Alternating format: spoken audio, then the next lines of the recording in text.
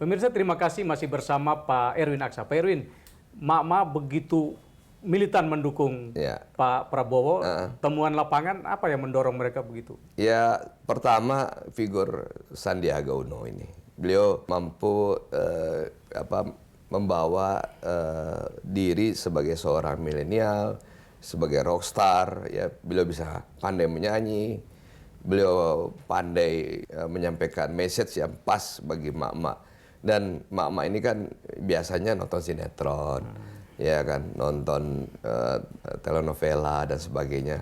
Otomatis figur ya muda, energik, ya kan, itu mewakili isi batin mereka gitu. Jadi mak-mak ini sangat terpukau lah dengan sosok Sandiaga Uno ini.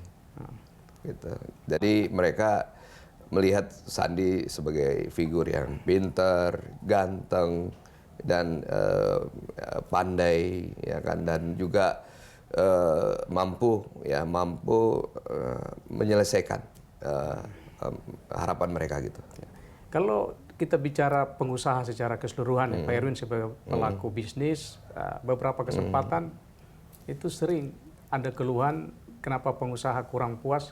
Salah satunya karena banyak proyek yang di take over oleh BUMN. Saya kira begini, secara makro ya, ekonomi kita memang sedang melambat ya. Bukan hanya proyek-proyek yang di take over BUMN. Kalau gitu kita anggap wajar lah, karena itu proyek yang tidak visible ya. Tetapi secara makro ekonomi kita memang sedang melambat. Apalagi properti. Teman-teman di properti itu mengeluh. Dan properti ini membawa ratusan industri di bawahnya. Ada kaca, kayu, lampu, ya, semen, besi, dan sebagainya. Itu semuanya terpengaruh. Jadi kalau industri properti kita tidak hidup, tidak bergerak, otomatis industri lain otomatis slow. Dan banyak dampaknya. Jadi slowdown ini karena faktor Pak Jokowi atau faktor global nih Pak? Saya kira begini, macam-macam. Global ya, kita tahu lah. 2008 juga ada global, tetapi Indonesia baik-baik aja. Tetapi saya kira bagaimana penanganannya, bagaimana approach, dan bagaimana leadership, dan bagaimana pemerintah melihat secara makro persoalan ini. Ya, properti mengeluh masalah pajak, ya kan. Kemudian mengeluh masalah lambatnya perubahan tata ruang. Nah, hal-hal seperti ini yang dikeluhkan.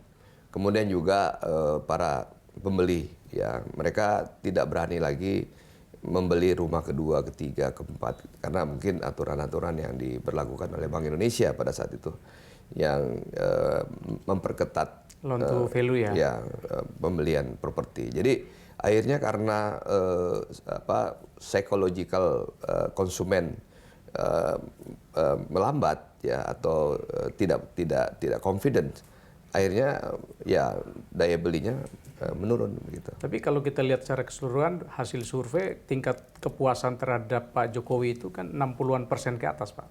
Oh ya, saya kira ya bagaimanapun pemerintah berhasil membangun macam-macam ya, infrastruktur apalagi ya.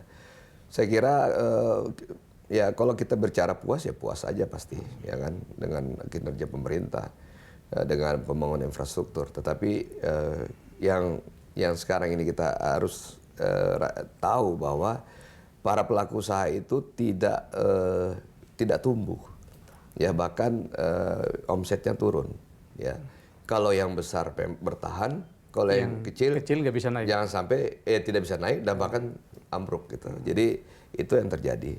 Jadi memang sekarang ada fenomena juga, ada e-commerce, ya, ada sosial media dan sebagainya. Ada perpindahan dari tradisional market ya, retail dan sebagainya, pindah ke e-commerce ya. Nah, itu ada perubahan juga. Jadi otomatis toko-toko pada tutup, karyawannya pada di PHK. Di satu sisi ada platform yang menjadi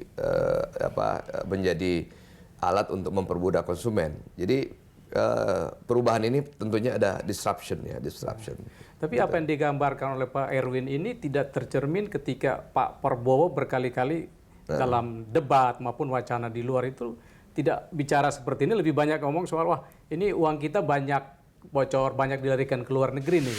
Masalah bangsa ini adalah kekayaan kita tidak tinggal di Indonesia. Dengan sistem yang hebat bagaimanapun, kalau tidak ada political will dari pemerintah untuk merubah arah orientasi sistem ekonomi, saya kira indah-indah saja. Kita boleh punya informatika, boleh punya sistem yang hebat, boleh punya kartu banyak sekali, indah, seolah-olah modern, seolah efisien, seolah cepat. Untuk apa cepat? Kalau tetap cepatnya adalah kekayaan kita mengalir ke luar negeri. Ya, saya kira Pak Prabowo kan seorang nasionalis, seorang patriot ya. Ya bahasanya mungkin seperti itu ya. Bagi kami kan pelaku usaha kan bahasa kami ya itu yang kita rasakan. Ya kita tanya semua pengusaha pasti usahanya sedang turun, melambat, ya omsetnya turun dan keuntungannya turun, bottom line-nya turun. Sekarang datang perusahaan-perusahaan teknologi yang bisnis modelnya berbeda, ya kan rugi, tetapi valuasinya besar.